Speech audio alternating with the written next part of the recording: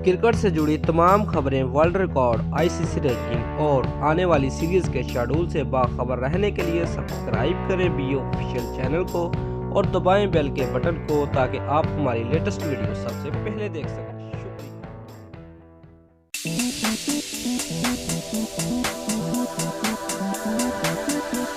Viewers, Pakistani cricketer फखर Zaman one day international में double century बनाने वाले पाकिस्तान के पहले और दुनिया के छठे बल्लेबाज बन गए हैं।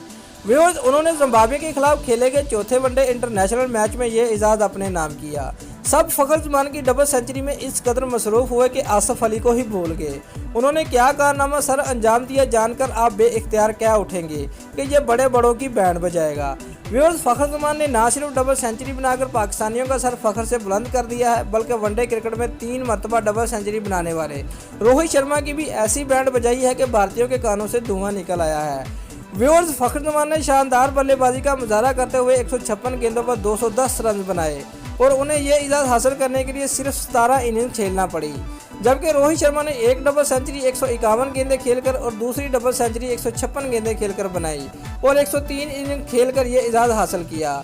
व्यूअर्स, वेस्टइंडीज़ के बल्लेबाज क्रिस गेल डबल सेंचुरी तो 138 गेंदों पर बनाई, मगर इस लम्हे के लिए उन्हें 261 इनिंग खेलना पड़ी। वीरेंद्र सहवाग 234 इनिंग खेली और 140 गेंदों पर डबल सेंचुरी बनाई। सचिन तेंदुलकर ने 431 इनिंग खेलने के बाद 147 गेंदों पर डबल सेंचुरी बनाई।